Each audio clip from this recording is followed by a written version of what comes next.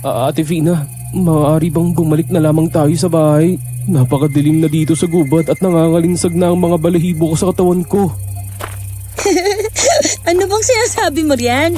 Ay sabihin mo, bahag lamang ang buntot mo. Heta't malapit na rin tayo. Ay naku, kung bakit ba naman kasi dito mo pa napiling dumaan? Napakasukal dito sa gubat eh. Paano kung may makasalamuha tayong mabangis na hayop? Sadya talagang napakaduwag mo, Isagani. Ikalma mo ang kalooban mo at kasama mo naman ako. Mas mabilis tayo makakarating sa bahay ng gagamutin ko kapag dito tayo dumaan. Basta bilisan na nga lang natin dahil talagang ako'y natatakot na eh. Sa gitna ng masukal at madilim na kagubatan, nagpatuloy kami sa paglalakad ni Josefina hanggang sa mapahinto kami matapos may marinig na angil na animoy nagmumula sa isang mabangis na hayop. Ha? Ano yun? Huwag kang maingay. Nakiramdam si Josefina at Isagani. Habang tumatagal ay mas lumalakas ang nakakatakot na angil na yun. Kaya naman naging mahigpit ang kapit namin sa isa't isa. Agad dumampot ng malaking putol na sanga ng kahoy si Josefina. Kaya kahit nanginginig ako sa takot ng mga sandaling yun, ay ginaya ko siya. Ilang sandali pa. Panginoon ko! Kampo ng Diablo, Ate Fina! Takbo! Madali ka, Isagani, takbo! Mabilis kaming tumakbo ni Josefina. Ngunit sadyang mabilis ang humahabol sa amin. Isang nilalang na tila hinugot mula sa impyerno. Nakakatakot. Isang nilalang na hindi mo gugustuhing makita sa buong buhay mo. Maya-maya ay naramdaman ko na lamang na may biglang humablot sa aking braso. Mga kamay na mabalahibo at may matatalas na kuko. Ate Fina! Tulong! Isagani!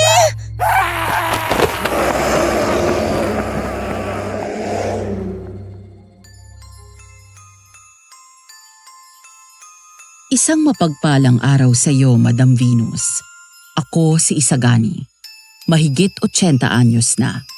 Marahil ay magtataka ang inyong mga tagapakinig kung paano na ang isang hukluban na gaya ko ay nakapagpadala pa ng sulat sa inyo.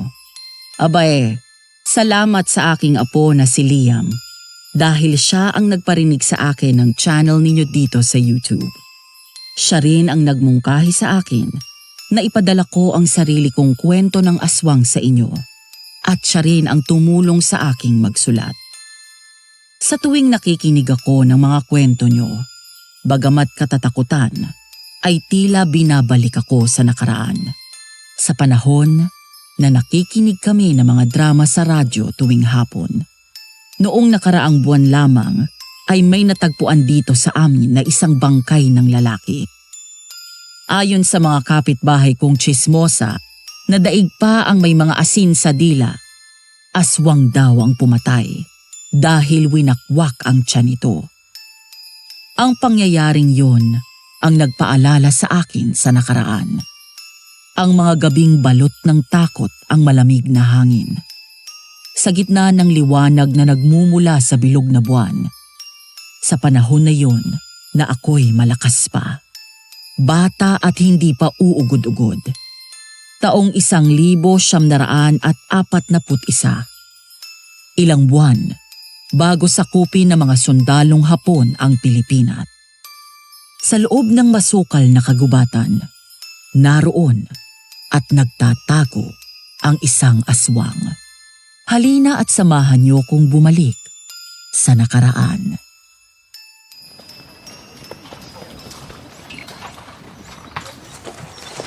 Kumusta ang sugat mo? Maayos na ate. Ikaw kasi, sabi na sa'yo wag na tayong dumaan doon sa gubat eh.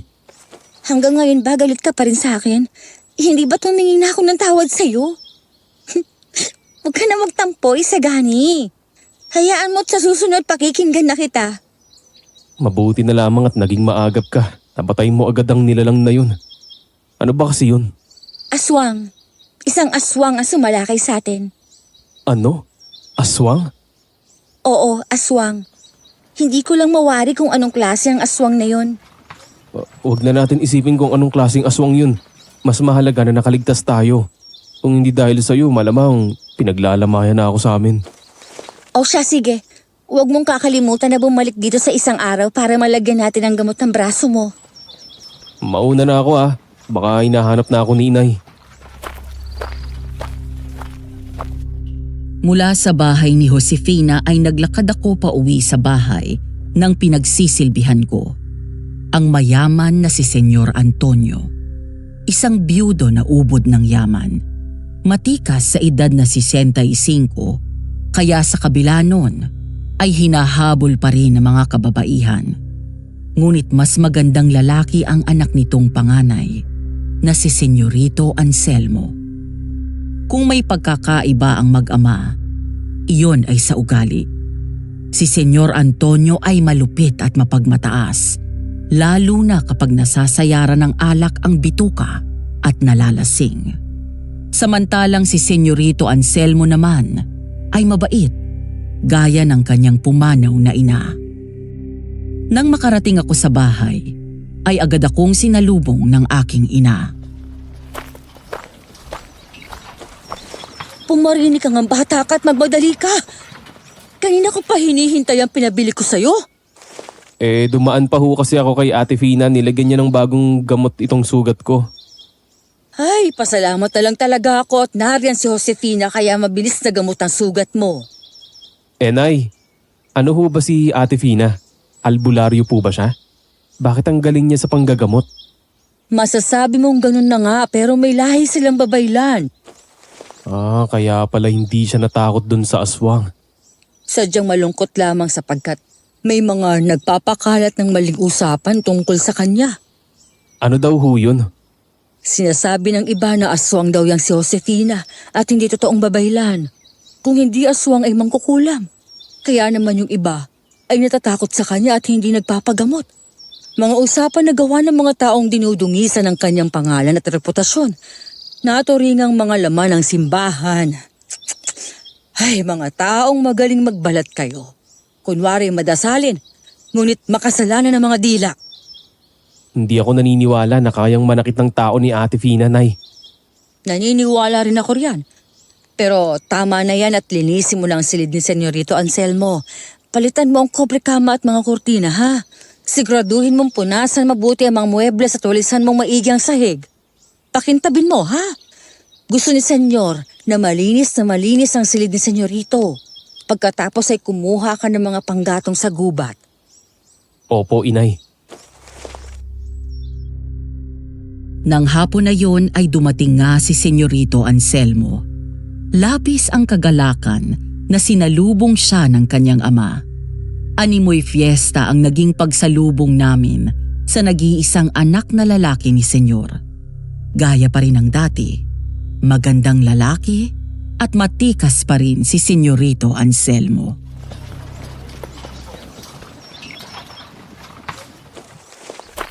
Iyo, sa wakas nakabalik ka na rin dito sa atin. Kumusta naman yung biyahe? Tama-tama pag-uwi mo para sa darating na selebrasyon ng aking kaarawan. Mabuti naman po, Papa. Sadyang mahaba lamang talaga ang biyahe kaya't masakit sa balakang at kasukasuan. Ang mabuti pa ay magpahinga ka agad matapos kumain. Pinalinis ko na yung silid. Rosario, mag-hain na kayo sa mesa. Madali.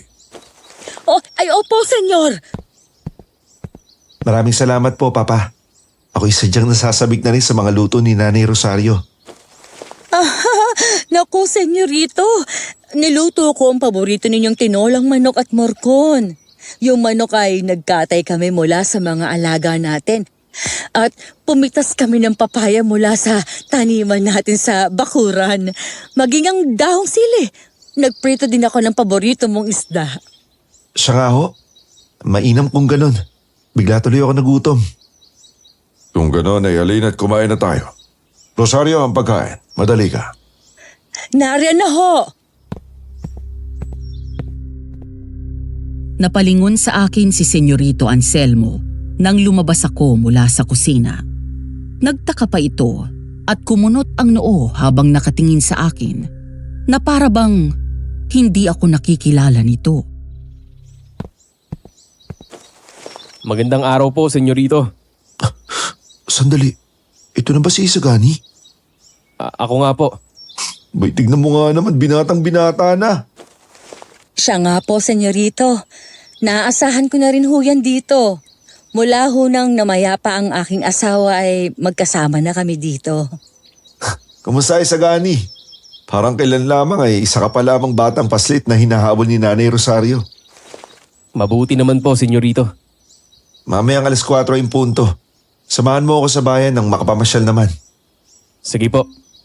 Ikaw ba ay may kasintahan na? Nako, wala pa ho eh. Isagani, madali at iyong ipinag-uutos ko sa'yo sa likod. Opo, inay. Senyorito, dito na ho muna ako. Anselmo, sa aking kaarawan ay ipapakilala ko sa si Perla. Anak ng isang kasosyo ko sa negosyo. Maganda siya at matalino. Tiyak ko na magugustuhan mo siya. Si Perla ang napupusuan ko na mapapangasawa mo. Papa, sinabi ko na sa inyo na hindi pa ako handang lumagay sa tahimik. Tsaka hindi ko naman kilala ang babaeng tinutukoy ninyo. Anak naman, wala ka ba tiwala sa akin? Wala ho. Lalo kapag nakakainom kayo. Sige na anak, kahit kilalanin mo lamang siya. Sige ho, papayag ako kung makikipagkilala lang din naman. Ngunit hanggang doon lamang yun. Nais ko pa rin ang aking mapapangasawa ay ang babaeng pupukaw at bibihag sa aking puso. Isang malaking kalokohan yan.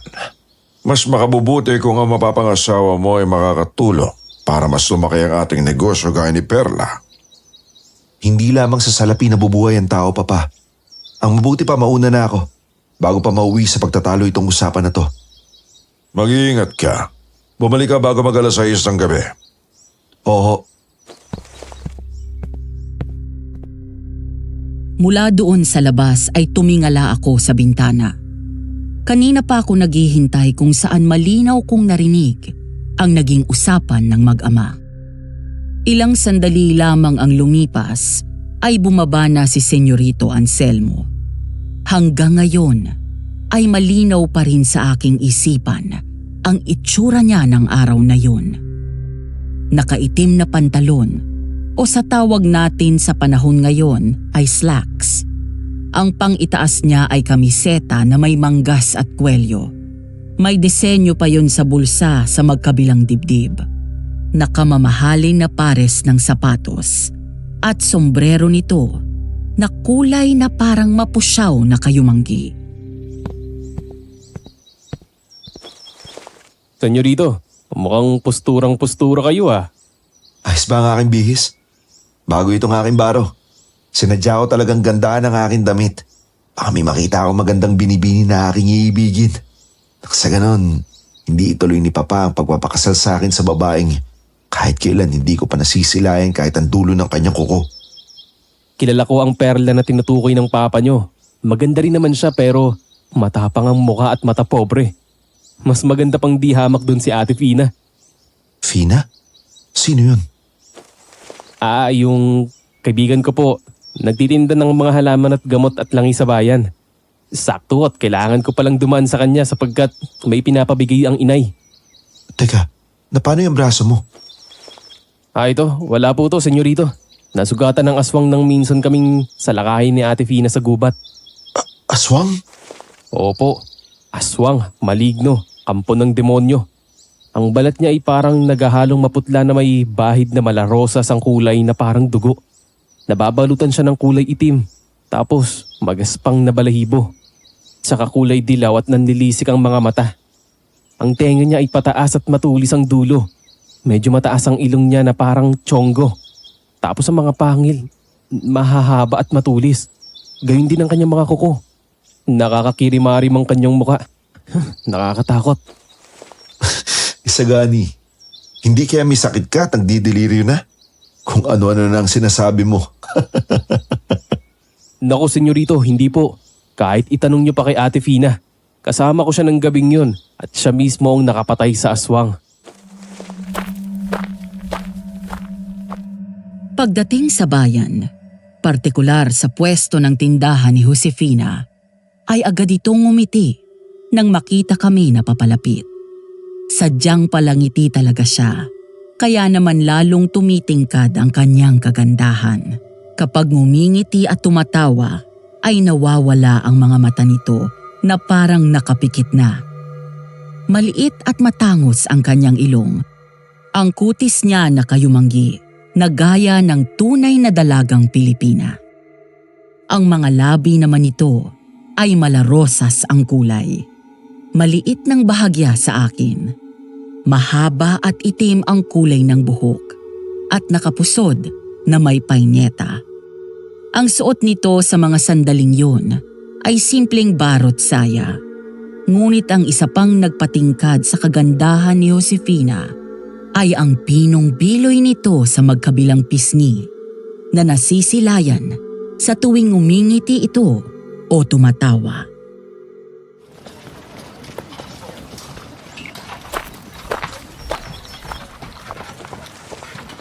Oh, Isagani! Anong masamang hangin ang nagdala sa'yo dito? Ate Fina, pinabibigay ng inay. Naparami ang luto niya eh. Siya nga! Naku, pihadong masarap to basta si Nanay Rosario nagluto. Isagani? Bakit hindi mo kumustahin ang kasama mo? Mukhang nabalis eh.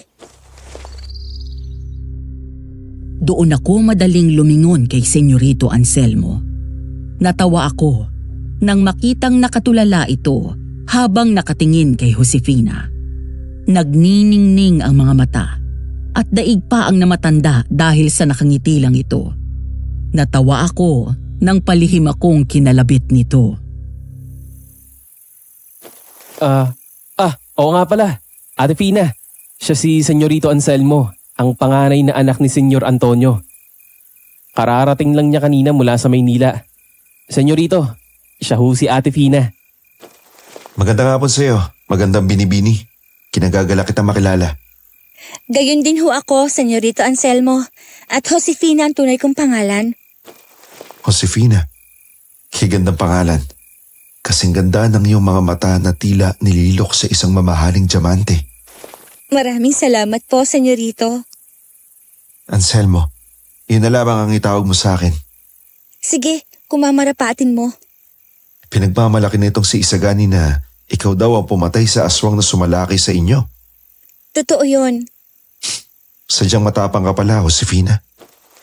Nag-iisa na lamang ako sa buhay. Kung hindi ako magiging matapang ay baka matagal na akong sumuko sa hamon ng kapalaran. Pinahanga mo naman ako, binibini. Isagani, kung may lakad pa kayo, humayo na kayo. Hindi kayo kailangang abutin ng pagkagat ng dilim. Alam mo nang nangyari sa atin, di ba? Hindi natin masabi at baka may kasama ang aswang na yun. Senyorito, halina ho kayo. Baka gabihin tayo. Isang gabi, lumabas ako ng bahay para magtapon ng basura at naabutan ko sa bakuran si Senyorito Anselmo. Naglalakad-lakad habang nagpapahangin at tumatanaw sa madilim na kalangitan. Walang buwan ngunit ang mga bituin ay hindi mahulugan ng karayom. Nagtaka ako dahil napapangiti ito ng mag-isa. Senyorito, Isagani, nariyan ka pala. ayos lang ho ba kayo? Napansin ko ho kasi na kayo'y panay ang ngiti mag-isa. Mukha hong may nagpapasaya na sa inyo ah. Isagani, maaari mo ba akong tulungan? Sige ho, ano ho ba yun? Si Josefina Isagani. Tulungan mo ako mapalapit sa kanya. Si Ate Fina? Oo. Unang beses ko palang siyang nasilayan. Ay tila isa siyang mangingisda at nahuli agad ang aking puso. Kanina pa ako parang tatakasan ng bay kakaisip sa kanya. Gusto ko ulit siyang makita. Gusto ko pa siya makilala. Mahal ko na yata siya. Senyorito, sadyang naiiba si Ate Fina sa mga kababaihan na nakilala nyo. Oo nga po't maganda siya, ngunit Hindi siya mayumi kumilos. Matapang at palaban siya eh. Mas lalong mainam. Mas gusto ko ang ganun sa babae. Sige ho. Tutulungan ko ho kayo. Ano ho bang gusto niyong gawin? Gagawa ko ng isang liham. Maaari mo bang ibigay yun sa kanya? Sige ho, bukas ng umaga ay idadaan ko ang sulat pagpunta namin ng inay sa palengke. Ngunit, maya-maya, ang pag-ihip ng malamig na hangin ay nagdala sa amin ng kakaibang kilabot. Hindi ako sigurado, ngunit tila pareho namin naramdaman yon ni Senyorito. Halos sabay kaming lumingon sa paligid nang maramdaman namin na para bang may nagmamasid sa amin. Hanggang sa... Mukhang may mabangis na hayop sa paligid. Alam ko ang tunog na yun. Yung tunog na yun. Hindi po basta mabangis na hayop yun, senyorito. Kung ganun, ano? Ganyan po eksakto ang tunog na narinig namin ni Ate Fina noong gabing inatake kami ng aswang at nasugatan ako. Aswang? Ang mabuti pa ho ay bumalik na tayo sa loob. Rosario! Nasa na ang alak ko? Ilabas mo yung lechong manok! Mas mabuting ang pumasok na tayo. Lasing na naman ang papa.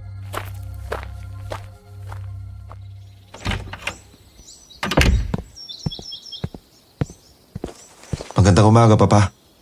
Magandang umaga naman, iyo. Kumusta ang tulog mo mula nang makabalik ka dito? Ayos lang ho. Kailan mo babala kasi kasuhin ang mga pinapagawa ko sa isang negosyo? Matapos ho ang kaarawan nyo. Matagal-tagal din ho ako hindi nakauwi dito sa ating bayan. Nais ko munang mamasyal at maglibot-libot bago magsimula sa trabaho. Yaman din lamang ang tabanggit mo tungkol riyan. Mag-imbita ka naman ang kaibigan mo, ha? Para naman makita nila ang ganda nitong ating tahanan. Marami tayong handa. Nagpakatay ako ng 5 baboy na ileletsyon. Talaga ho? Maaari ko ang anyayahan ng sino mang nais ko? Abay, oo naman. Salamat ho, papa. Siya nga po pala. Kagabi lasing na naman ho kayo at binasag nyo na naman ang mamahaling kasangkapan natin. Hanggang ngayon hindi pa rin kayo nagbabago kapag nasasayaran ng alak ang bitukan ninyo. Hayaan mo na ako, anak, at yun lamang ang aking libangan. Pero makakasama sa inyong kalusugan ng labis na pag-inom ng alak. Hayaan mo at matapos lamang ang aking kaarawan. Hindi na ako masyadong iinom. Saan ko yung pangako nyo?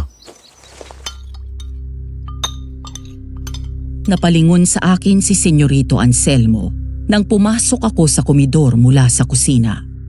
Agad itong ngumiti sa akin. Bakas sa kanyang muka ang saya at pananabik.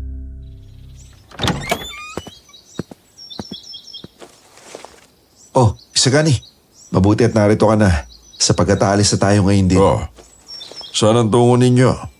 Doon lamang ho sa bayan. At may titignan lang ho kami. Nang makalabas kami ng bahay at nakalayo na, ay saka inabot sa akin ni Senyorito Anselmo ang liham nito para kay Josefina. Huwag mong kakalimutan na sabihin na maghihintay ako sa kanya. Oo, sige po. Ilang sandali pa, nagkatinginan kami.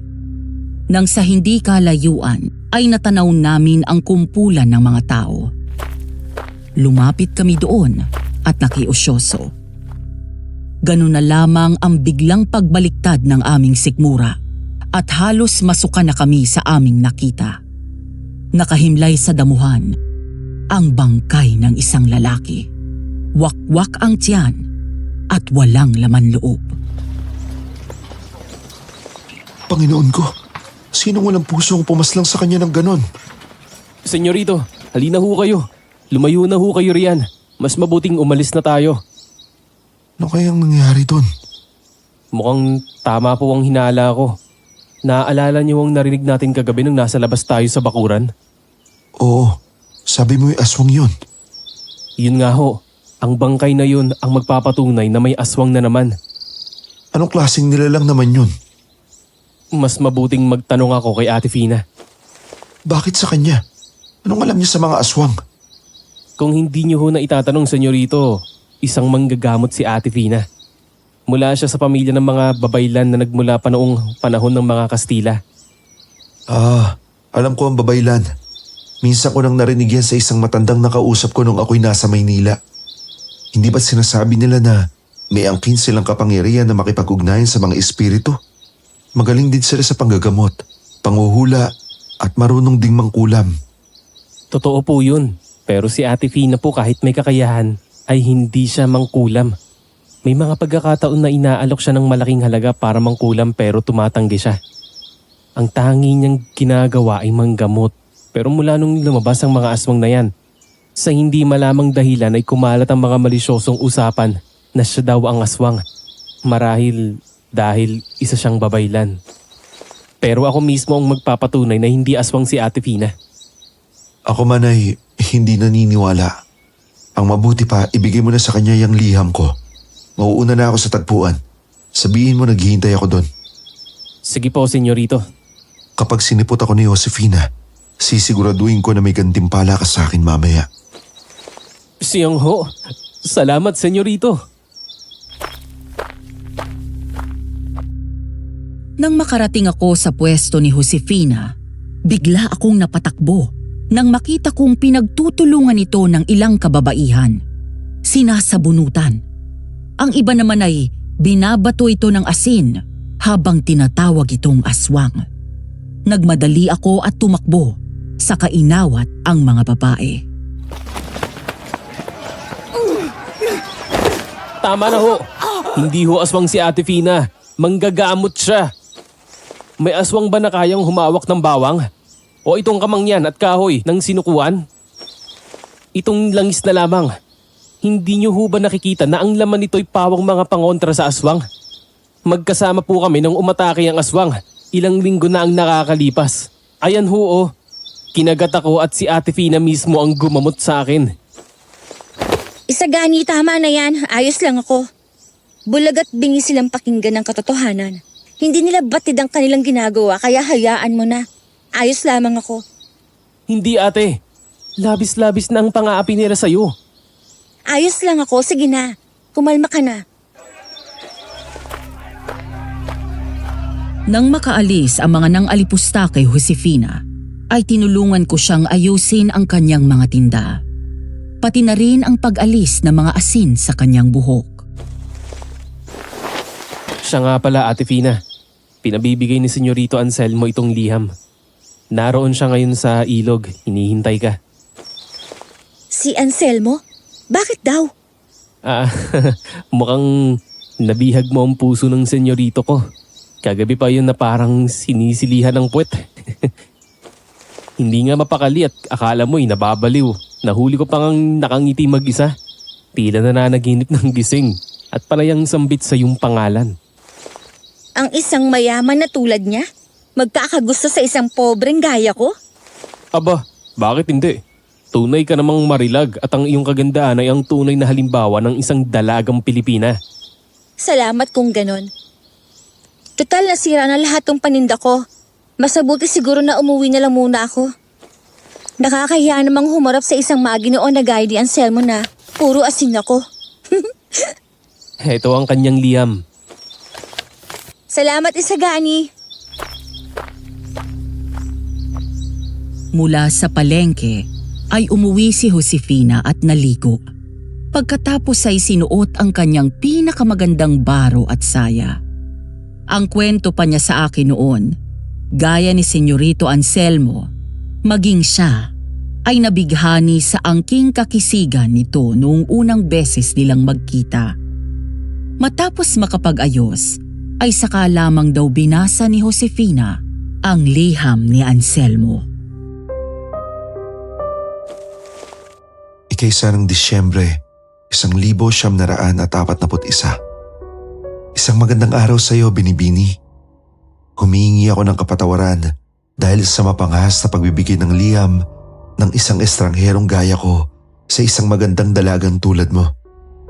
Nauunawaan ko na bago lamang tayong nagkakilala Ngunit ang dalisay mong ngiti at ang iyong karikitan ay sapat na upang manatili akong mulat buong gabi, sapagkat hindi mo nilisan ang aking isipan at binihag mo ang mailap na puso kong ito. Josefina, kung mamarapatin mo, hayaan mong suyuin kita sa pamamagitan ng aking panitik at ipahayag ang aking nagsusumamong pag-ibig para sa iyo. Hayaan mong lubusan kitang makilala nang sa ganoon ay maipakita ko ang aking dalisay na hangarin. Habang binabasa mo ang liham na ito, ako'y naghihintay sa tabing ilog, sa likod ng mataas na puno ng akasya. Naroon at naghihintay sa pagdating mo.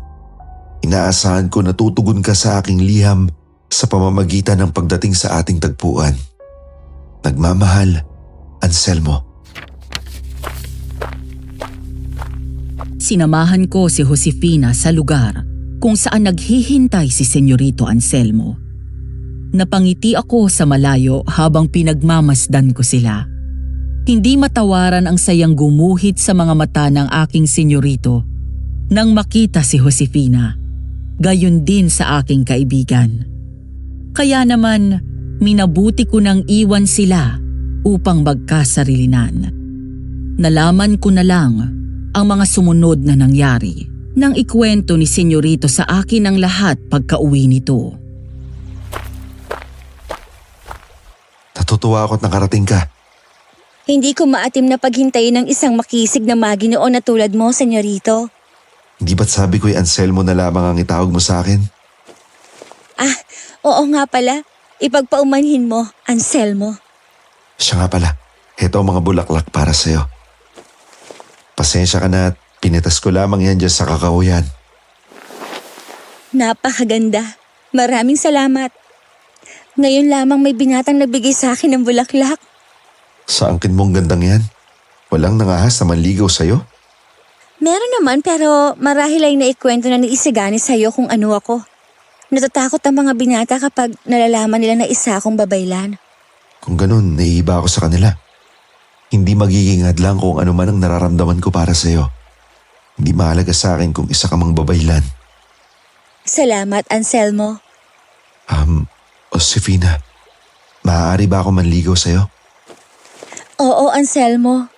Kung ganun sa darating na Sabado ay kaarawan ng aking papa, maaari ba kitang imbitahan? Ha? Naku, Anselmo, wag na. Hindi ako nababagay na pumunta sa mga ganong pagtitipon. Sige na, Josefina. Ikaw ang aking panauhing pandangal. Hindi magiging kumpleto ang gabi ko kapag wala ka. Hindi ba nakakahiya? Hindi. Kasama mo naman ako. Naroon din si Isagani. O sige, pumapayag na ako. Susundin kita sa bahay mo, 6:00 PM. Hihintayin kita. Sumapit na nga ang kaarawan ni Senyor Antonio. Nagmistulang piyesta ang kanyang bahay. Mula umaga hanggang gabi ay panay ang dagsa ng mga bisita. Ang bandurya, abutili o lute, oktabina, gitara at baho de arco. Mga instrumentong bahagi ng rondalya ay tumutugtog sa bakuran habang ang mga bisita ay sinasabayan ng pag-indak ang magandang musika. Ang mga pagkain ay bumabaha sa mesa. Nagkatay ng 5 baboy at ginawang lechon. Nagpakatay din ng 20 manok at niletsyon din. May gulay, maraming prutas at iba't ibang putahe. Siyempre, hindi nawala ang alak. Hapon pa lamang ay umiinom na ang senyor, habang si Anselmo ay abala sa pag-estima sa mga bisita. Kami naman ng inay, kasama ang iba pang utusan, abala rin sa paghahain ng pagkain at pagluluto sa kusina. Parang walang katapusan ang araw na yon. 5:30 ng hapon nang umalis si Senyorito Anselmo sa kasiyahan upang sunduin si Josefina.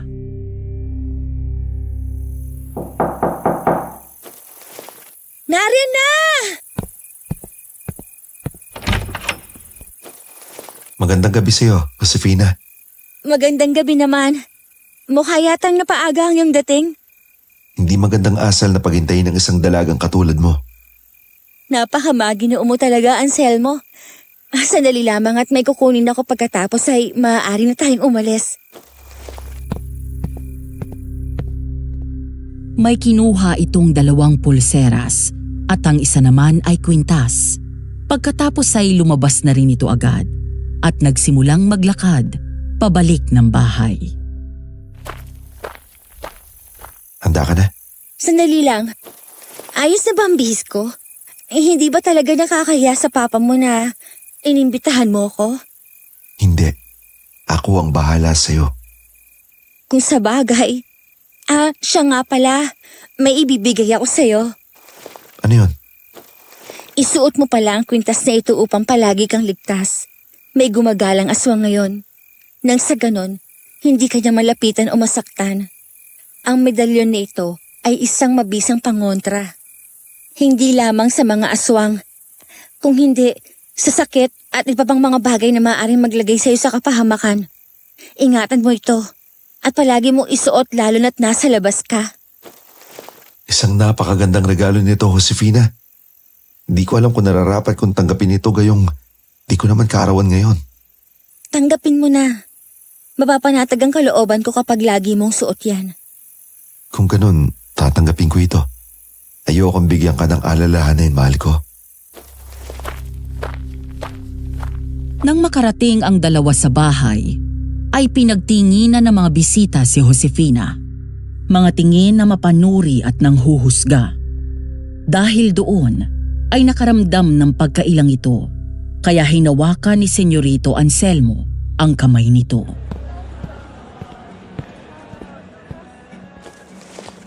Huwag mo silang pansinin. Naninibog ho lamang sila sapagkat ikaw ang pinakamagandang dalaga dito ngayong gabi. Bagay na bagay sa iyo ang kulay lila mong bestida. Siya nga? Oo, Senyorito, mabuti ho't narito na kayo. Kanina pa kayo hinihintay ni Senyor Antonio. Naroon ho siya sa taas at may importanteng bisita. lasing na ba ang papa? Medyo ho. Kilala niyo naman ang senyor. Sige, salamat Isagani. Ate Fina, ang ganda mo ngayon ah. Ngayon lang? Kung araw-araw kang mag-aayos ng ganyan, baka bukas maganda ka pa rin. Ikaw Isagani ha? Binibiro mo na naman ako. Isagani, mamaya kapag kinausap ako ni papa, ikaw muna ang bahala kay Josefina. Opo. Mula sa bakuran ay kasamang pumanhik ng bahay ni Senyorito Anselmo si Josefina. Nang makarating sa loob, ay naabutan nila si Senyor Antonio. Halatang marami na ang nainom dahil sa namumungay nitong mga mata at wala na sa ayos na pagsasalita habang kausap ang mga importanteng panauhin nito.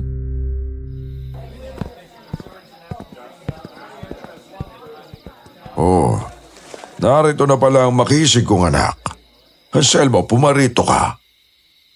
Sandali lang ha. Sige, dito lamang ako. Nang mga sandaling yun, ay sumunod ako sa taas at lihim na nagmasid mula sa isang sulok. Nang lumapit si Senyorito sa ama, ay agad nitong ipinakilala ang mga kausap nito. Kabilang na ang isang babae. Walang iba kung hindi si Perla. May hawak itong kupita na may laman na alak at gaya ng senyor, mukhang marami na rin itong nainom. Mistisahin ang kagandahan nito at sadyang malakas ang personalidad. Ngunit wala nang makahihigit pa sa kagandahan ni Josefina. Anak, ito nga pala si Perla. Siya ang tinutukoy ko na gusto kong pakasalan mo. Magandang gabi sa'yo, Binibini. Magandang gabi naman. Oh, Senyor Antonio. Hindi niyo naman sinabing makisig pala ang inyong anak. Kung siya naman palang mapapangasawa ko, wala akong nakikitang dahilan upang hindi pumayag sa kasunduan. Ipagpaumanhin mo, Binibini. Papa, Hindi ko nais na pahiyain kayo, subalit hindi ko maaaring tanggapin ang sinasabi niyong kasunduan. Yun ay sa kadahilanan na ang puso ko ay nakalana sa isang magandang dalaga. Ano ka mo? Patawarin mo ako, Papa. Perla, ngunit may iba nang nilalaman ng aking puso. At kasama ko siya ngayon. Nagmadali si senyorito na lapitan si Josefina at hinarap ito sa ama. Nagsalubong ang kilay ng senyor habang ang mga kasama sa kumpulan nito ay nagtinginan. Papa, si Josefina po. Siya po ang dalagang tinutukoy ko. Iniibig ko siya, Papa. Wala akong ibang nais na makasama habang buhay, kundi siya lamang. Magandang gabi po, Senyor Antonio. Maligayang kaarawan po sa inyo. Teka, pamilyar ka sa akin. Hindi ba't ikaw ang tindera doon sa bayan? Ang babaylan? Ako nga po, Senyor Antonio. Narito po ang munti kong regalo para sa inyo. Hindi ko po itatanggi na isa akong babaylan. Ang pamilya namin ay mula pa sa mga babaylan na naging malaki ang papel sa lipunan nung panahon ng mga Kastila. Ito pong munting handog ko sa inyo na isang pulsera sa imo. Kilala ko siya, senyor. Siya ho yung babaylan na nagtitinda ng mga halamang gamot at langis sa bayan. Ang napapabalitang aswang na pumapas lang sa mga tao dito sa atin. Padabog na kinuha ng senyor ang regalo ni Josefina na pulseras at ibinato yon sa kung saan. Nagulat si Anselmo at Josefina sa ginawa ng senyor. Hindi pa nasiyahan ito at sinampal ng malakas ni senyor si Josefina sa harap ng mga bisita, kaya't napaupo ito sa sahig. Papa, bakit mo siya sinaktan? Anong kalokohan ang iniisip mo at nagustuhan mo mababang uri na babae na yan? Hindi kita pinalaki ng maayos at pinag-aral sa malaki at mamahaling universidad para lamang makapangasawa ka ng isang mahirap gaya niyan. Isang babae na maaari mo ng ituring na alipin. Babaylan? Kung ganun tama ang usapan na isa siyang mangkukulam at aswang. Tama na, Papa. Huwag mo siyang alipustahin sa harap ko. At kung makapagsalita kayo sa inyong kapwa, daig niyo pa ang Diyos. Masyado kayo mapagmataas. Marangal ang kanyang ginagawa at wala akong nakikitang masama ron. At kahit kailan, hindi ako tumitingin sa antas ng pamumuhay ng isang tao kung hindi sa busilak na kanyang kalooban. Itigil mo ang kalokohan mong yan. Si Perla ang pakakasalan mo. Mas makabubuti siya sa negosyo natin. At ikaw naman babae ka, layuan mo ang anak ko. Kilala ko ang mga uri mo. Mga babaeng naghangad na makatikim ng yaman namin. Hindi ho totoo yan.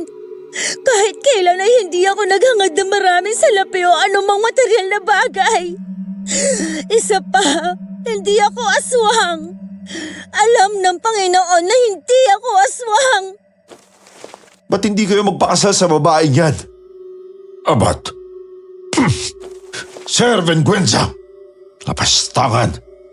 Nakukuha mo na akong basusin ng ganito dahil sa babae yan! Dahil maling-mali ka, Papa. Hindi kami pinalaking bastos ng mama. Nagagalit ka na nilapastangan kita. Pero ang sarili mong dungis, hindi mo magawang linisin. Kung narito lamang siya, hindi niya ahayaan na mga alipustakan ng iyong kapwa. Nakapagdesisyon na ako. Kay Perla ka magpapakasal. Kung gano'n nakapagdesisyon na rin ho ako. Buhay ko ho ito. Kaya wala akong ibang pakakasalan kung hindi si Josefina. Halika na, Josefina. Sandali lamang, Anselmo. May nais lang akong sabihin bago tayo umalis. At maaari mo bang kunin yung pulseras? Senyor, Binibini, itong pulseras na ito ay mabisang pangontra sa mga masasamang espiritu.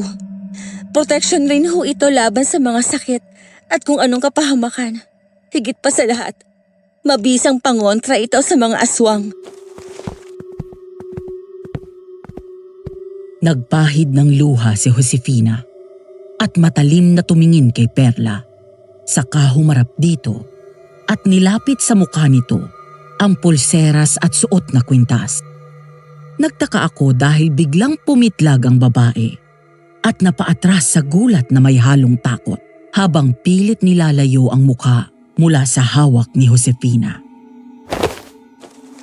Kung talagang ako ang aswang, kahit ang tingnan ng mga ito lalo na't hawakan ng ganito ay hindi ko magagawa. Matatakot ako, mamumutla at pagpapawisan ng malamig. Oh, senyorita, mukhang naiinitan ka yata. Pinagpapawisan ka at tila tinakasan ng kulay ang iyong mukha. Halika, Josefina. Umalis na tayo dito. Anselmo, bumalik ka dito! Anselmo! Maingat na kinuha ni Anselmo ang kamay ni Josefina at hinawakan yun. Marahan niyang tinapik ang palad nito, sabay buntong hininga. Pagkatapos ay pinahid ang luha sa pisngi at marahang hinaplos ang kanyang buhok. Matapos ang gulong ginawa ni Senyor Antonio, ay dinala ni Senyorito Anselmo si Josefina sa kakahuyan. Medyo malayo ang distansya sa likod bahay. Ako na ang humihingi ng kapatawaran sa inasal ng aking papa. Masyado nang maraming nainom niya at hindi na niya alam ang ginagawa niya.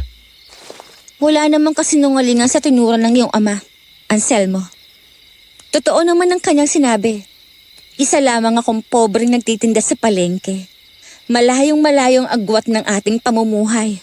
Isa pa, hindi ako gaya ng ibang kababaihan. Isa akong babaylan. Tama sila.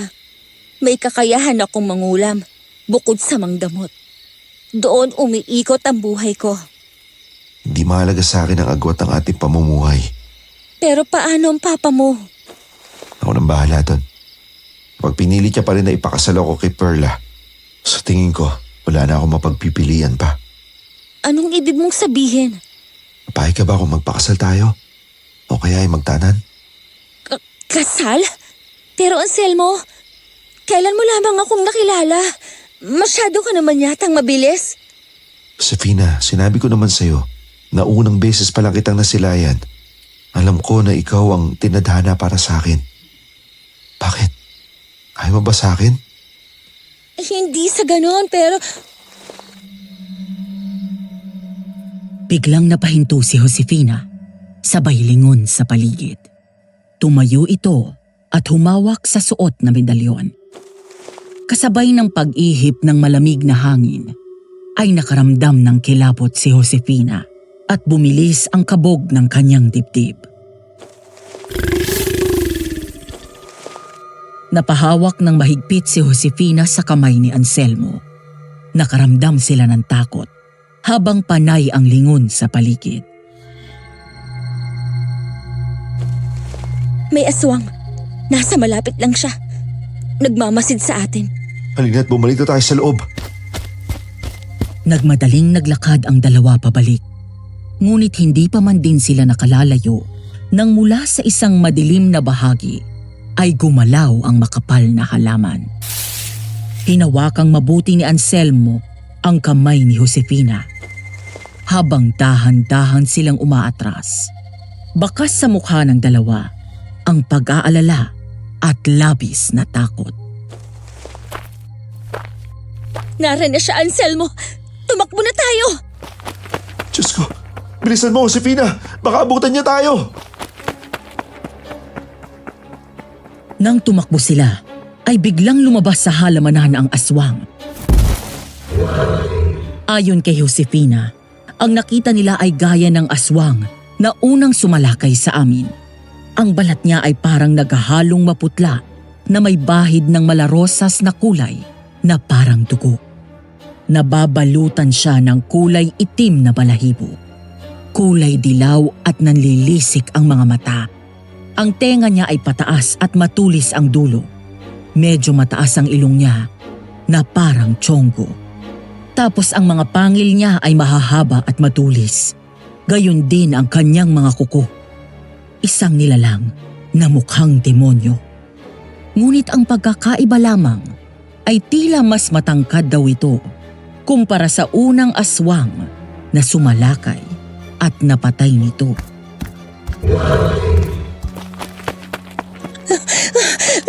Malapit na tayo maabutan, Anselmo!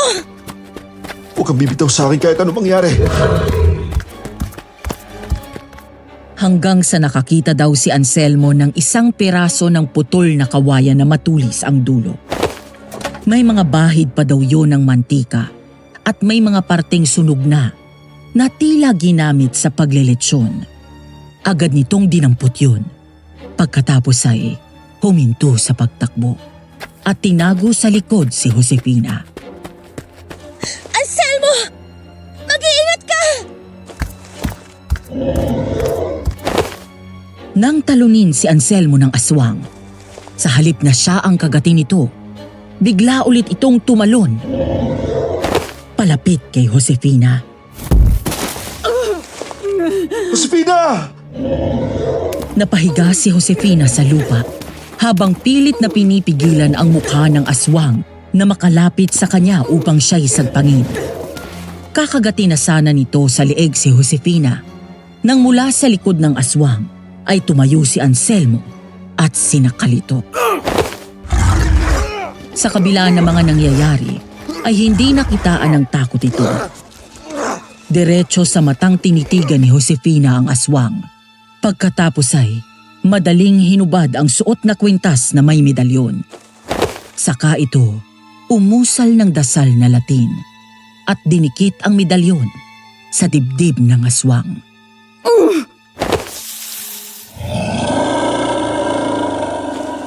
Hindi ako ang gugustuhin mo makalaban sa susunod, aswang!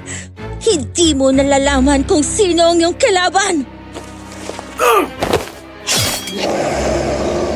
Kasabay noon ay biglang sinaksak ni Anselmo nang nadampot niyang kawayan ang dibdib ng aswang. Bigla itong nagwala at pumiglas. Halos humagi si Anselmo sa malayo. Pagkatapos ay mabilis na tumakbo palayo ang aswang. Wag! Bumalikwas ng bangon si Josefina matapos magising mula sa isang napakasamang panaginip. Para siyang pangangapusan ng hininga. Ang mga pawis sa kanyang noo ay malamig at butil-butil. Nang lumingon sa paligid, ay doon palang nakita ni Josefina na naroon siya sa kanyang silid.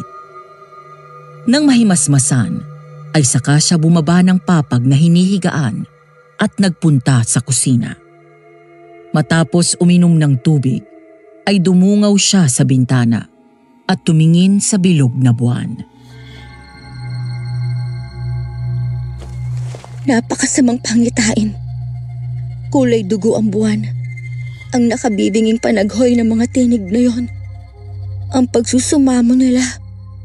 Ngunit bakit puro tinig ng kababaihan ang aking naririnig? May parating na panganib. Mababalot ng dilim ang buong bansa. Maraming buhay ang mawawala. Maraming luha ang papatak. Diyos ko, kung ano man ito, huwag niyo sana kaming pabayaan. Ayon kay Josefina, hindi na daw siya nakatulog matapos magising dahil sa masamang panaginip na yon. Sa halip, siya'y nagdasal na lamang ng taimtim magdamag at nag-orasyon. Kinaumagahan ay saka siya nagtungo sa kanyang pwesto. Pasado 10:00 ng umaga nang may bigla daw dumating sa pwesto niya na hindi inaasahang bisita.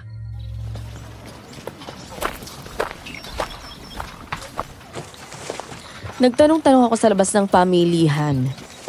Tinanong ko kung saan ang pwesto ng mangkukulam na sinasabi ng iba na aswang at tinuro nila ako dito.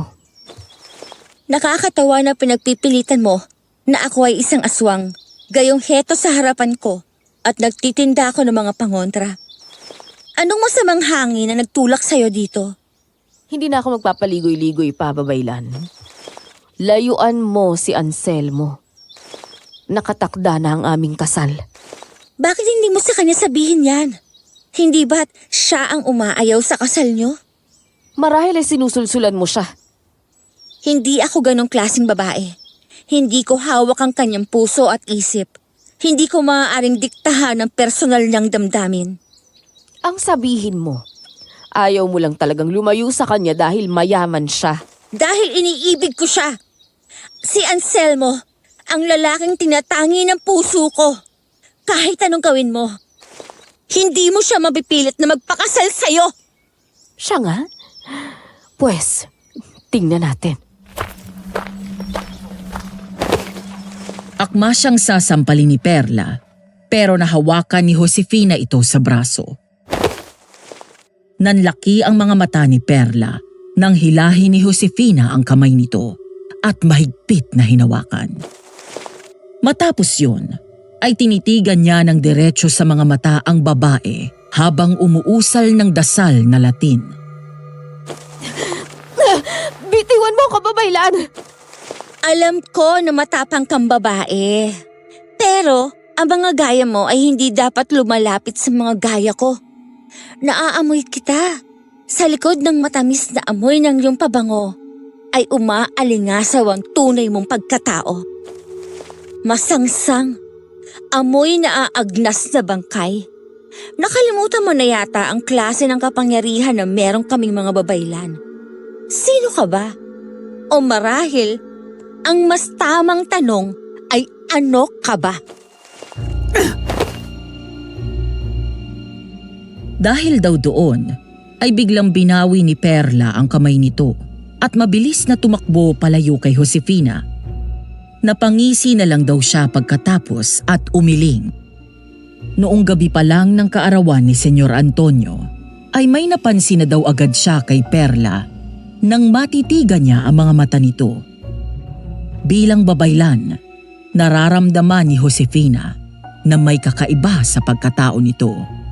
Maya-maya lang ay dumating naman si Anselmo. Si Perla yun, di ba? Nagpunta siya dito at pilit akong pinapalayo sa'yo. Yan din ang sinabi ng papa sa akin kanina. Pero huwag kang mag-alala, Josefina, sapagkat pinaglalaban ko sa kanyang pag-ibig ko para sa'yo. Handa rin akong ipaglaban ka, Anselmo. Hindi magiging madali ang lahat, ngunit sana pagkatiwalaan mo ako. Buo ang tiwala ko sa'yo. Siya nga pala, bulaklak para sa'yo, mahal ko. Napakaganda. Maraming salamat, Anselmo. Ngunit walang bulaklak ang mas nakahigit sa taglay mong kagandahan, Josefina. Ayan ka na naman. Maaari bang wag mo nang bilugin ang ulo ko? Totoo lahat ang sinasabi ko. Ngunit ano't narito ka? Wala ka bang trabaho ngayon? Meron. Sinadya lamang talaga kita rito sapagkat nangungulila na naman ako sa'yo. Gusto ko lamang makita ulit ang maganda mong mukha nang sa gayon ay ganaan ako sa aking trabaho.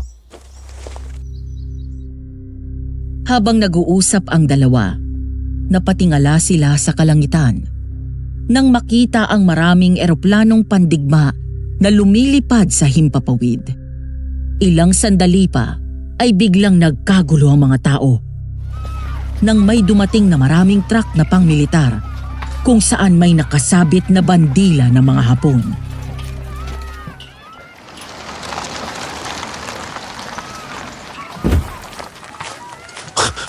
Ano nangyayari? Bakit maraming sundalong Hapon dito? Ang pangitain. Mula sa isang truck ay bumaba ang mga sundalong Hapon.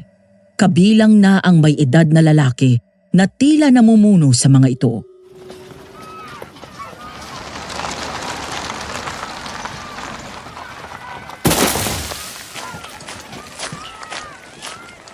Good afternoon. My name is General Kaito Nakamura. Starting today, Philippines is under the Japanese Imperial Army. Nagkatinginan si Josefina at Anselmo. Matapos magsalita ni General Nakamura, ay bigla itong napatingin kay Josefina. Pagkatapos ay lumapit ito. Mahigpit na hinawakan ni Anselmo ang kamay ng dalaga. Who is this beautiful lady? What is your name? Dahil mababa lamang ang antas ng pinag-aralan ni Josefina at hindi nakakaintindi ng Ingles, hindi ito sumagot nang hindi naintindihan ang tinanong ni General Nakamura. Nang subukang hawakan ng General ang mukha ni Josefina, ay agad na umiwas ito at pasimpleng hinarang ni Anselmo ang sarili. She's my wife, sir. Hindi na daw sumagot pa ang General. Bagkus ay ngumisi lamang ito, saka sinipat ng may pagnanasang tingin si Josefina mula ulo hanggang paa.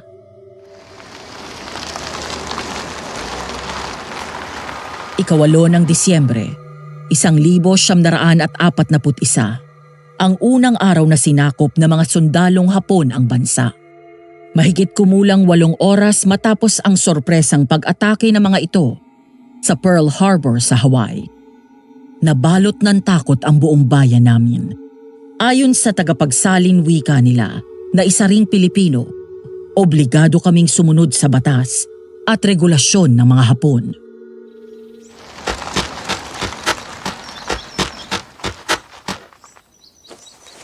Alipin sa sariling bayan. Mas masaol pa tayo sa mga bilanggo. Anong gagawin natin, Ate Fina? Ang mapayapang sumunod. Wala tayong magagawa sa ganitong pagkakataon. Kagabi nagkaroon ako ng pangitain. Ito na marahil ang ibig sabihin nun. Hindi pa natin alam kung ano pang kaya nilang gawin.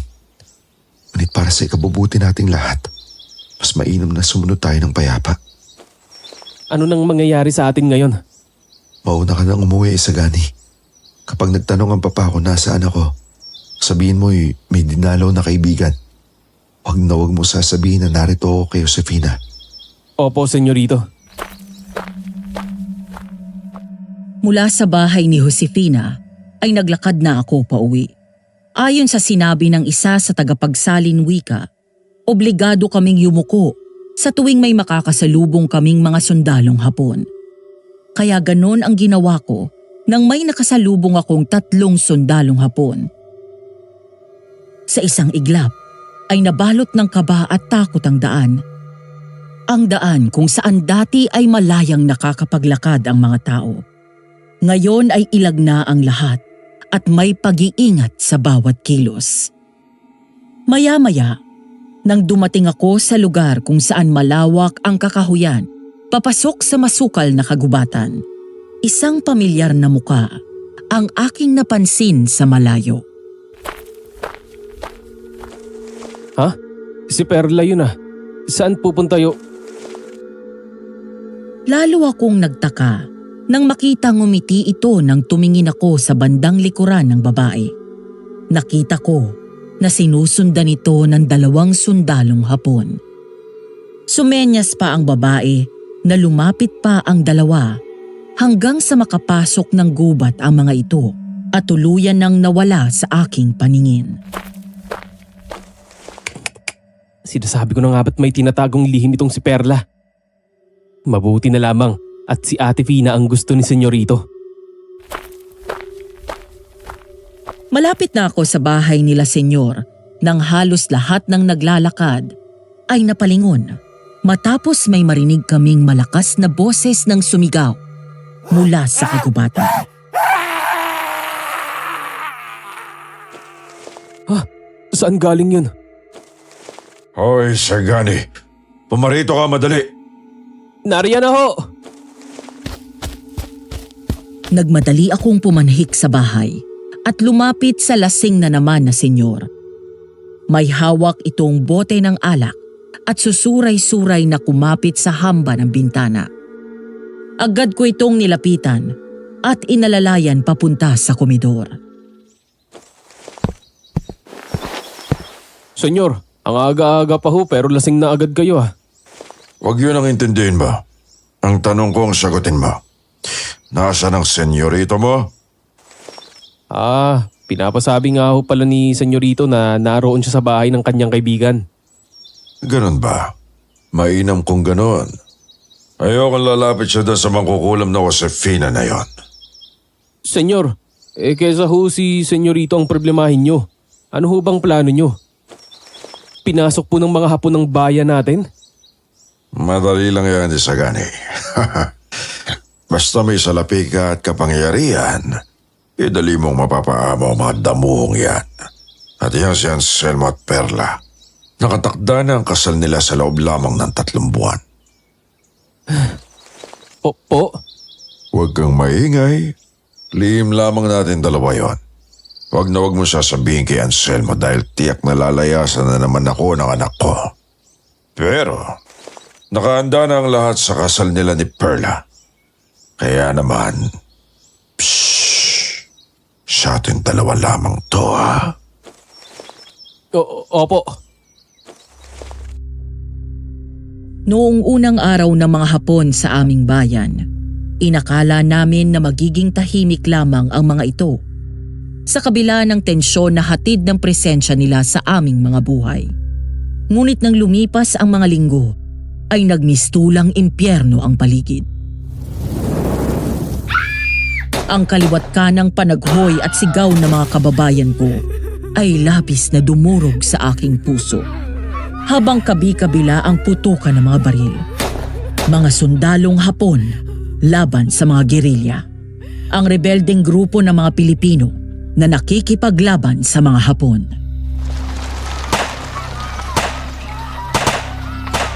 Ilang sandali pa ay lumabas ako sa aking pinagtataguan nang masiguro na wala ng mga sundalong Hapon. Pagkatapos ay agad akong umikot sa likuran kung saan may isa pang pinto papasok ng bahay ni Josefina at doon ako kumatok.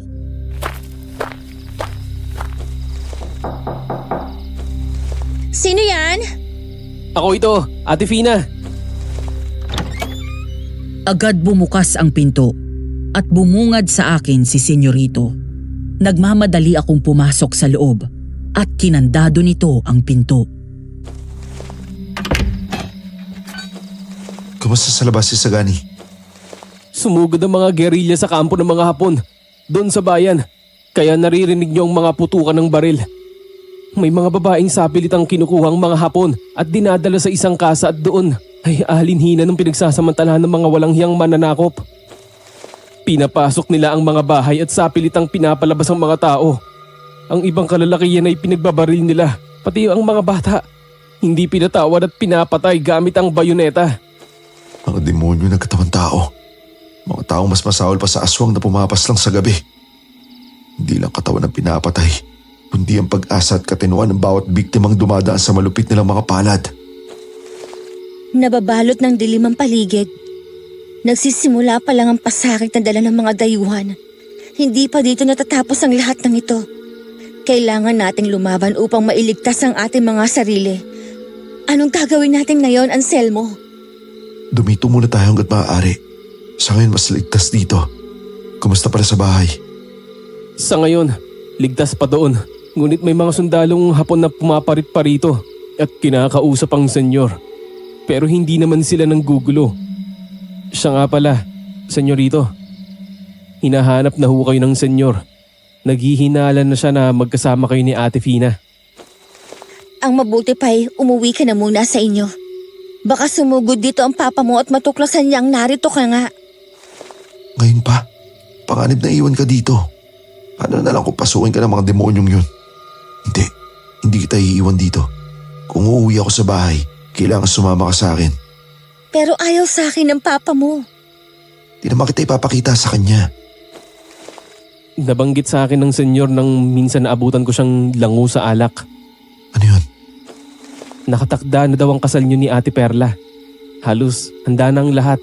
Sadya niyang hindi sinasabi sa iyo nang sa ganun, hindi ka na makaatras pa. Ano?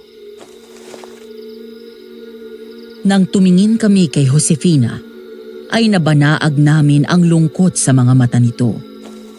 Hindi ito kumibo. Sa halip ay tumalikod at nagpunta sa kusina at kunwari ay inabala ang sarili sa mga gawain.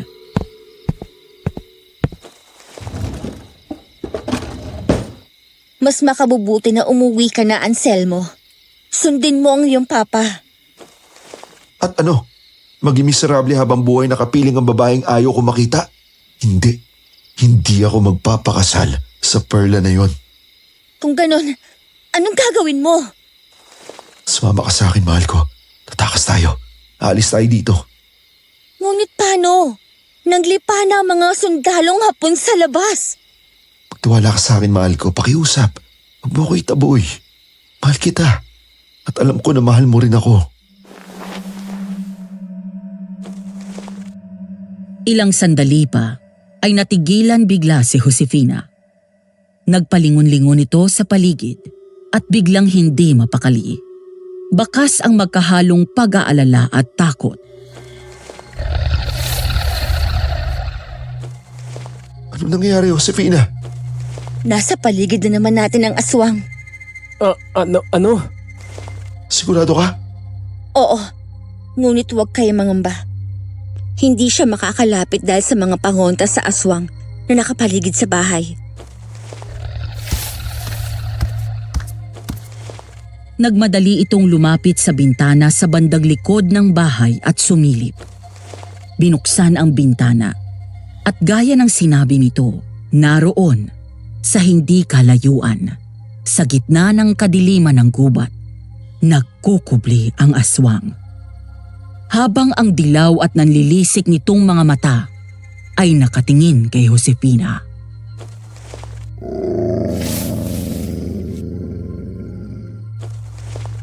Hayan siya at naghihintay ng kanyang mabibiktima. Ngunit bakit tila nakabantay siya sa atin? Hindi ko rin alam.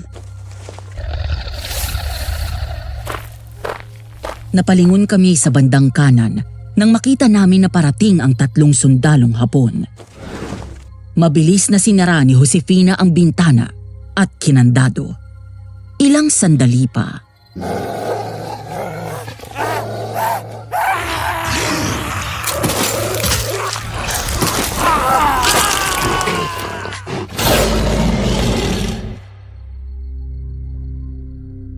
Kinabukasan, bago pumutok ang liwanag, ay umalis kami ng bahay ni Josefina at umuwi sa bahay ni Senyor Antonio. Gaya ng napag-usapan, tinago siya ni Senyorito sa bahay namin na matatagpuan sa bandang likod ng bakuran. Oh, Josefina, kumain ka na muna. Maraming salamat po sa pagtatago niyo sa akin dito. Walang anuman, iha. Pare-parehong nasa panganib ang buhay nating lahat sa kamay ng mga dayuhang mananakop. Sino pa ba magtutulungan kung hindi tayo rin? Kaya dumito ka hanggang nais mo. Huwag kang mag-alala at hindi naman nagagawi dito ang senyor. Maya-maya ay pumasok ako na humahangos mula sa labas at dala ko ang isang masamang balita na nasagap ko sa bayan. Inay, Ate Fina, may natagpuan na 3 sundalong Hapon malapit dun sa bahay mo, ate. Wakwak ang tiyan at wala ng mga laman loob at tiyak na aswang ang may gawa nun. Hindi ko alam kung dapat kong sabihin to, ngunit ngayon may mabuting nagawa ang aswang na yan. Buti nga sana'y patayin na niya lahat ng mga sundalong Hapon dito. Kumusta dun sa bayan?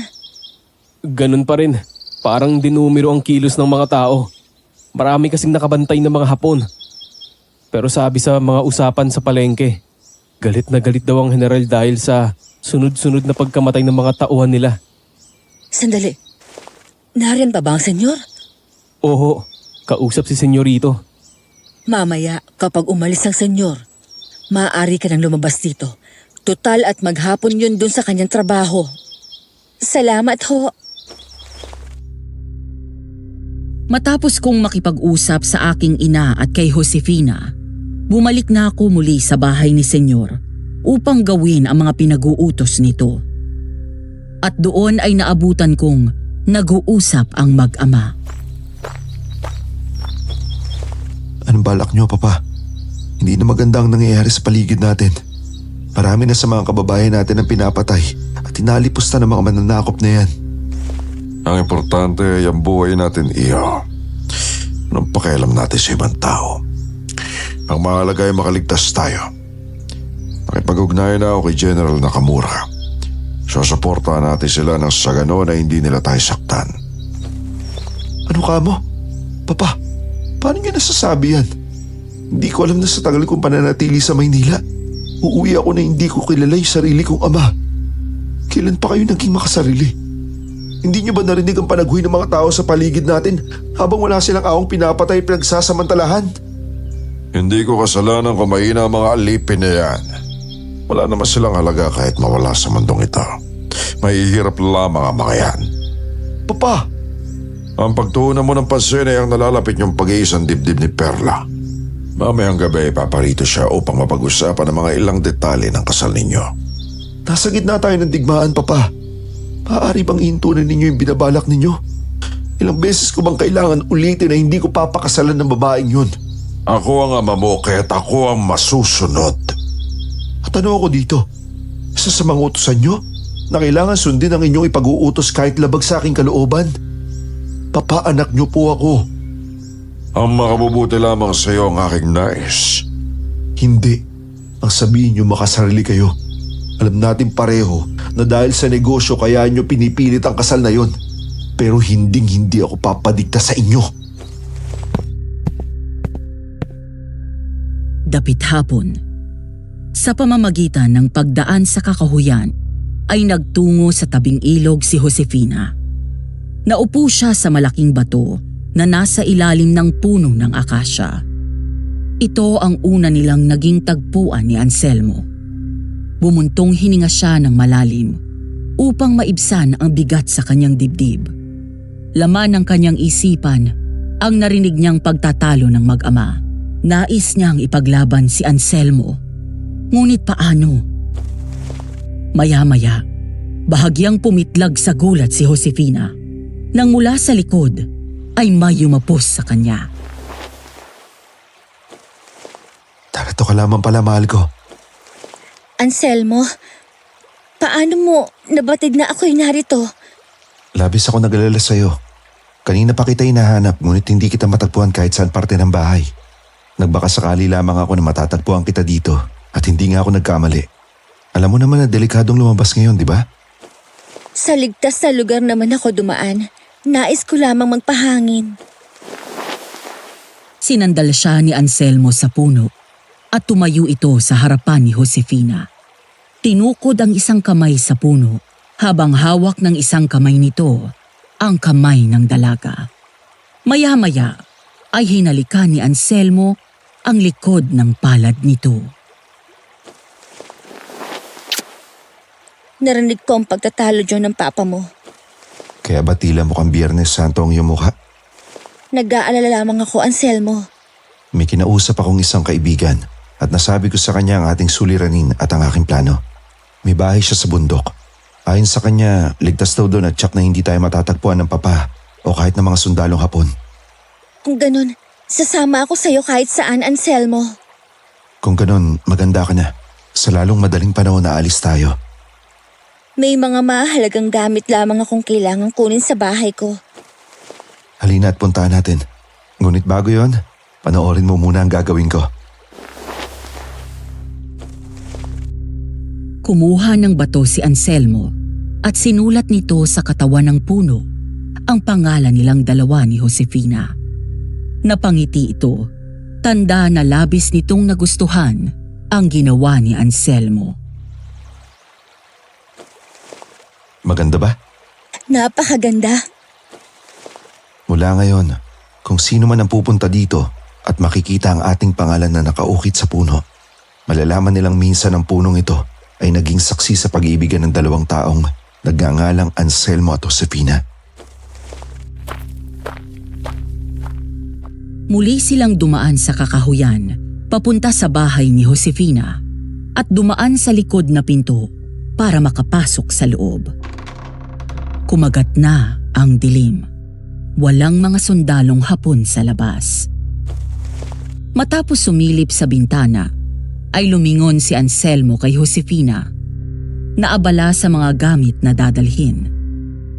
Lumapit siya dito at yumakap muli mula sa likod at hinalikan ito sa pisngi.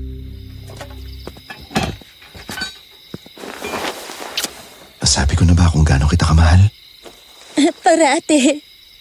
Ngunit kahit kailan, hindi ko pa narinig na namutawi sa iyong magandang labi ang mga salitang yon. Mahal kita, Anselmo. Mahal na mahal. Napakasarap pakinggan ang mga salitang binigkas mo, mahal ko. Mahal na mahal din kita, Josefina. Huwag mo na lang ipagsabi, Madam Venus. Atin-atin na lamang ito. Pero minsan, naikwento sa akin ni Senyorito na nang gabing yon ay may namagitan sa kanila. Ayon dito ay hindi daw tumanggi si Josefina nang halikan siya ni Anselmo. Ang unang halik na walang kasing tamis, hanggang ang halik na yon ay mas lalong lumalim. Natagpuan na lang ng dalawa ang kanilang mga sarili na pumasok ng silid at isa-isang hinubad ang kanilang mga damit at humiga sa katre. Hanggang doon na lamang ang alam ko. Huwag niyo na akong usisain pa dahil alam niyo na ang sumunod na nangyari. Matapos makuha ang ilang gamit, bumalik na sa bahay ang dalawa. Masaya pa ang mga ito at nagtatawanan habang papasok ng bakuran. Ngunit biglang natigilan nang makita ang naghihintay sa kanila.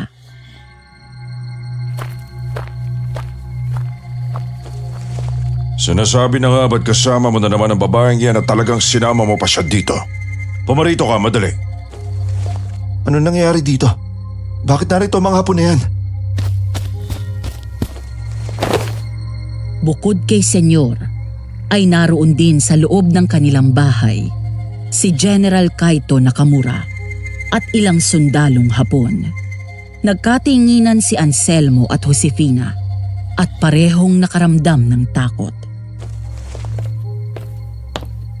Lalong nagtaka ang dalawa nang makitang bukod sa mga sundalo ay naroon ang isang makapili. Nabalot ng takot at tensyon ang buong bahay habang kami ng inay ng mga sandaling yon ay nasa isang tabi at nakamasid. Hindi mo na ginalang si Perla, Anselmo. Alam mo na ikakasal na kayo ngunit kapiling mo pa rin ang ampaslupang babaeng yan. Kahit kailan hindi ako pumayag sa kalokohan na sinasabi ninyo. Ihinto mo na ang kaibangan na sinasabi mo. Kailanman ay hindi ko matatanggap na maging parte ng pamilya at makisawsaw sa kayamanan ko ang mangkukulam na yan. Hindi nyo kailangan tanggapin dahil wala na akong pakialam sa anuman ang gusto nyo. Buhay ko ito at nasa hustong gulang na ako, Papa. Kaya't ako ang masusunod. Maghinay-hinay kayo sa pang-aalipusta sa akin, Senyor Antonio. Sa kabila ng lahat ay binibigay ko sa inyo ang aking respeto at paggalang sapagkat kayo ang ama ng lalaking mahal ko. Ngunit ang bawat salitang namumutawi sa ating mga labi, mabuti man o masama, ay may kapalit. Biyaya at pagpapala mula sa Panginoon kung mabuti ang iyong hangarin. Ngunit kung kasamaan at pagmamaliit sa kapwa, ay may kaakibat na parusa. Naririnig ko mula sa kailaliman ng lupa. Malakas ang sigaw ng mga tinig na humihingi ng hustisya. Anong pinagsasabi mo? Wala akong maunawa sa mga tinutukoy mo. Wala nga ba? O nagmamaang-maangan ka lang? O sige, tignan natin. Hoy makapili, ituro mo kung sino ang aswang na pumapatay sa sundalong Hapon. Nanlaki ang mga mata namin sa gulat nang ituro ng makapili si Josefina. Mabilis itong umiling habang si Anselmo ay mahigpit itong niyakap. Mamamatay tao ang babaeng yan. Hindi lang siya mangkukulam, kung hindi isang kampo ng demonyo. Mas demonyo kayong lahat dahil ako mismo ang magpapatunay na hindi aswang si Josefina. Hindi ako aswang. Walang aswang ang kaya magsuot ng medalyon na to. Senyor, makinig kayo sa akin. Get her. Bring this girl inside the room. She's mine. No! Don't you dare touch her! Josefina! Nagwala at pilit na nagpupumigla si Josefina. nang dalhin siya ng mga sundalong Hapon at pilit na hinihila papunta sa isang silid. Habang si Anselmo ay pinigilan at hawak ng mga sundalo. Josefina! Mga hayop kayo! Bitiwan niyo siya! Josefina! Anselmo! Anselmo, tulungan mo ako! Hindi ako aswang! Ngunit bago pa tuluyang maipasok ng mga sundalong Hapon si Josefina, biglang inalis ng makapili ang bayong sa kanyang ulo. Nagulat kami nang makita namin si Perla. Bitawan niyo si Josefina! Perla, ano nangyayari, Iha? Hindi ba't ito ang ating napagkasunduan?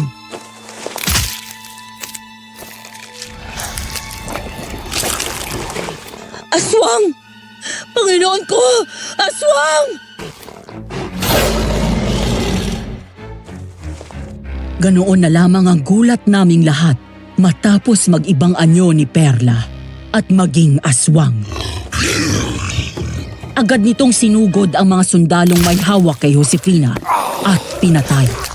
Sinagpang ang mga liig, ang iba'y dinukot ang tiyan. Dumapa kami sa sahig ng paputukan ito ng iba pang sundalong Hapon.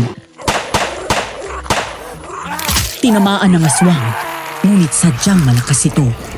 Hindi nito alintana ang mga daplis ng bala na tumama sa katawan nito at sinugod ang mga sundalong Hapon at pinaslang ang mga ito. Huli nitong hinarap si General Nakamura na takot na takot.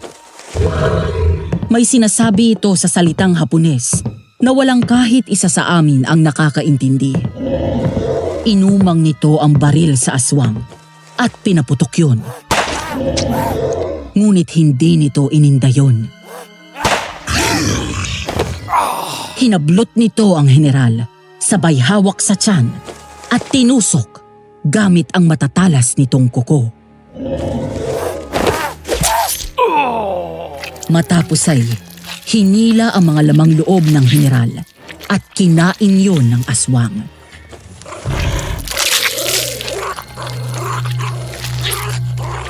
Nang maubos ang mga sundalong Hapon, ay humarap ang aswang kay Senyor Antonio na nanginginig sa takot habang nakasalampak ng upo sa sahi.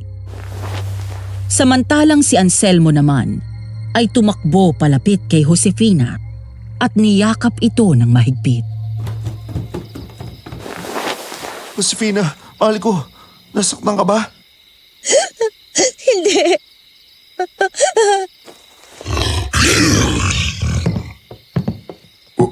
Huwag mo ako lapitan. Perla, magkakampi tayo. Hindi ba't marami tayong plano?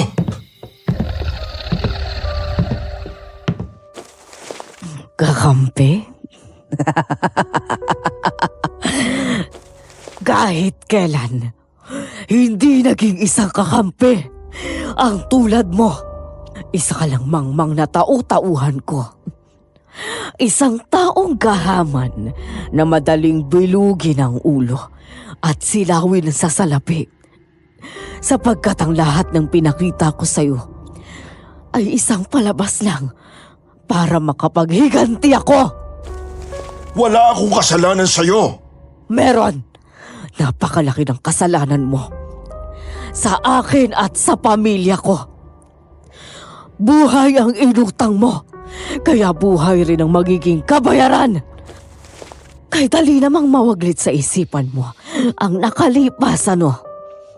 Kaya't sige, ipapaalala ko sa'yo. Ang mag-asawang Pedro at Carmelita Andaya. Naalala mo pa? Ang mag-asawang nagmamay-ari ng lupang kinamkam mo. 10 taon na ang nakakalipas. Papa, anong ibig sabihin ng lahat ng ito? Ako ang panganay na anak nila. Ang mga magulang ko ay mangmangat walang pinag-aralan. At sinamantala yun ng hayop mong ama!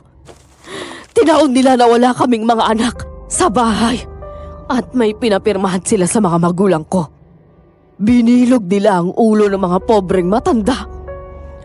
Wala kaming kamalay-malay na ang pinapirmahan nila ay mga papeles na nagpapatunay na binibenta namin sa kanilang lupa. Matagal na inaasam na makuha yun ng papa mo. Pero hindi pumapayag ang mga magulang ko dahil pamana yun sa kanila. Ngunit sadyang gahaman ng iyong ama nang lumaban ng mga magulang ko at hindi binigay sa kanilang lupa. Pinapatay sila ni Senyor Antonio. Papa, paano mo nagawa yun? Anong klaseng tao ka? Hindi ka ang amang nakilala ko at nagpalaki sa akin. Kinahihiya kita. Anak, pakinggan mo ko. Magpapaliwanag ako sa'yo. Huwag ka sa akin humingi ng tawad, kundi sa mga taong inapi at inalipusta mo. Sa mga taong ninakawan mo. Namumuhi ako sa'yo. 10 taon akong nagtrabaho, nag-aral at nagpayaman upang makalapit sa mga mundong ginagalawan mo. Hindi mo nalalaman kung gaano katagal ang hinintay ko para sa araw na to.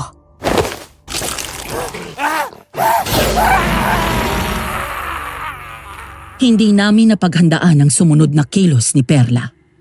Mabilis nitong tinalon si Senyor Antonio at sinagpang sa leeg sabay dukot sa tiyan. At hinila palabas ang laman loob. Sa sobrang bilis na mga pangyayari, ay natulala na lamang kami. Sa isang iglap, ang magarbong bahay ni Senyor Antonio na simbolo ng kayamanan at kapangyarihan nito sa lipunan ay bumaha ng dugo.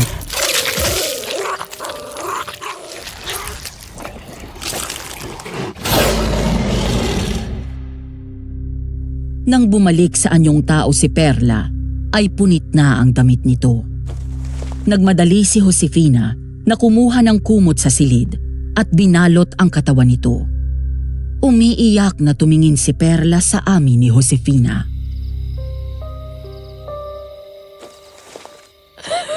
Patawarin mo ako, Anselmo. Gustuhin ko man nakamuhian ka, ngunit nauunawaan ko kung bakit mo ginawa yun. Ngunit talaga bang kailangan humantong sa ganito? Buong buhay ko, nilaan ko na para sa araw na to.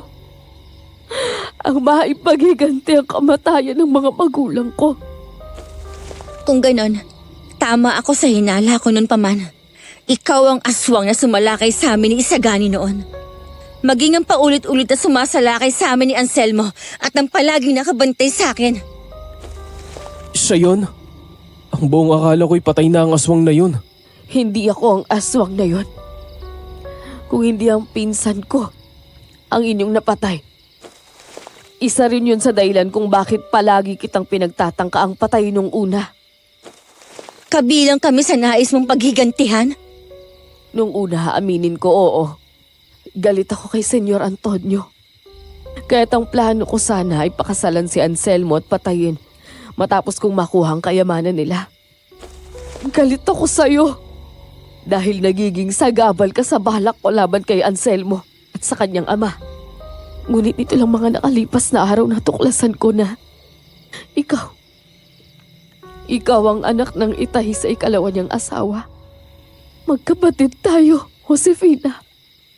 Dahil doon kaya nagbago ang isip ko na isama ka sa mga taong gusto kong patayin. Ha? Magkapatid tayo? Sandali lamang. Hindi ko labis na nauunawaan ang lahat, Perla. Si Tatay Pedro. Pangalawang asawa lamang siya ng aking ina.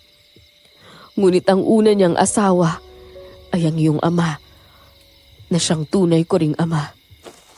Kung ganon, kung aswang ka, ang ibig bang sabihin ay... Hindi ka aswang kung yan ang inaakala mo. May lahing aswang ang pamilya ng inay at ang mga panganay na anak na babae sa pamilya ang nagiging aswang. Nagkataon na nag-iisang anak ako ng tatay mo at ng inay kaya napasa sa akin ang pagiging aswang. Ngunit ang inay ay hindi kailanman naging aswang sapagkat pangatlo siyang anak ng kanyang mga magulang. Nalaman ng itay ang lihim ng pamilya ng inay at iniwan niya kami. Pagkatapos, Sumama siya sa inay mo. Nung una ay galit na galit ako. At ang sabi ko sa aking sarili ay isa siya. At ang pamilya niya ang isasama ko sa paghihigante. Ngunit nang nalaman ko na ikaw ang anak ng tunay kong ama, nawala ang galit ko. Mas umiral ang damdamin ko bilang nakatatanda sa atin. Patawarin mo ko sa lahat ng mga sinabi ko sa iyo noon, Josefina.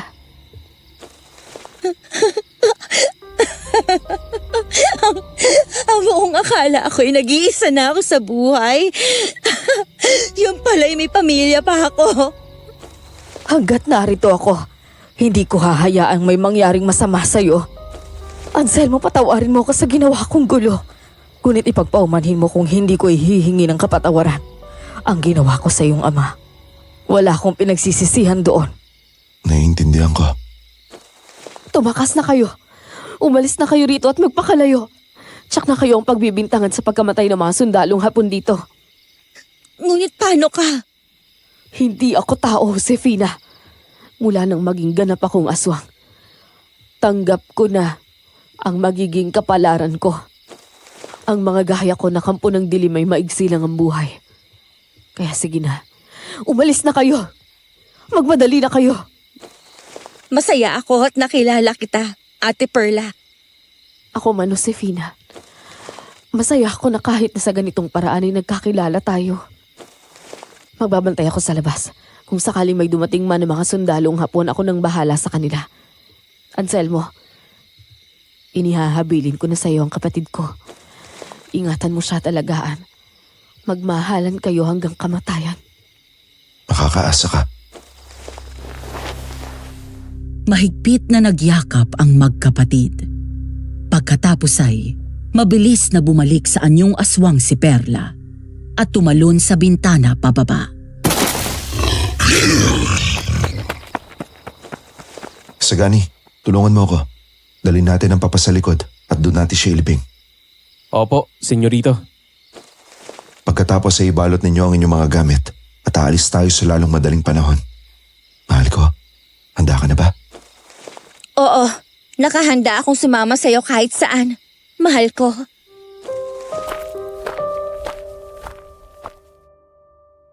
Nang mailibing namin si Senyor Antonio, ay agad kaming lumisan. Sinama kami ni Senyorito Anselmo sa bundok at doon kami nanirahan. Mula noon ay wala na kaming nabalitaan pa tungkol kay Perla. Sa paglipas ng mga taon at sa pagpapatuloy ng digmaan, makailang beses kaming lumisan at nagpalipat-lipat. Sa buong panahon na yon ay hindi kami iniwan at pinabayaan ni Senyorito Anselmo at Josefina. Taong 1945, nang sa wakas ay makalaya ang Pilipinas mula sa pananakop ng mga Hapon. Sa kabila ng kalayaan na aming nakamit, nag-iwan naman yon ng napakaraming buhay na nasawi. Mga bahay na nasira ang siyang naging piping saksi sa marahas at madugong digmaan. Maraming ninakaw sa buhay ng mga Pilipino ang ikalawang digmaang pandaigdig. Buhay, pamilya, kabuhayan, at pag-asa. At sa tuwing nagbabalik tanaw ako sa mga nangyari noon, hindi ko lubos maisip kung saan ba ako dapat matakot. Sa isang nilalang na gaya ni Perla, isang mabangis na aswang, o sa mga taong may sapat na katinuan, ngunit mas masahol pa sa aswang ang kasamaan. Madam Venus, totoo marahil ang sinasabi ng iba. Mas mainam pa na matakot ka sa kapwa mo kesa sa anumang multo o aswang. Hindi ko hinihikayat ang inyong tagapakinig na maniwala sa akin. Ngunit isa lamang ang napatunayan ko. Hindi tayo nag-iisa sa mundong ito. Sa paglipas ng panahon, ay hindi iniwan ng dalawa ang isa't isa. At hanggang sa huli, ay nanatili pa rin silang magkasama. Sa edad na 88 taong gulang, umaga, nilisa ni Anselmo ang mundo. Nang araw din na yon, Pagsapit ng dapit hapon, sa edad na 83 taong gulang, sumunod na pumanaw si Josefina. Hanggang dito na lamang at maraming salamat sa pagbabasa nyo ng aking kwento. Nagmamahal, Lolo Isagani.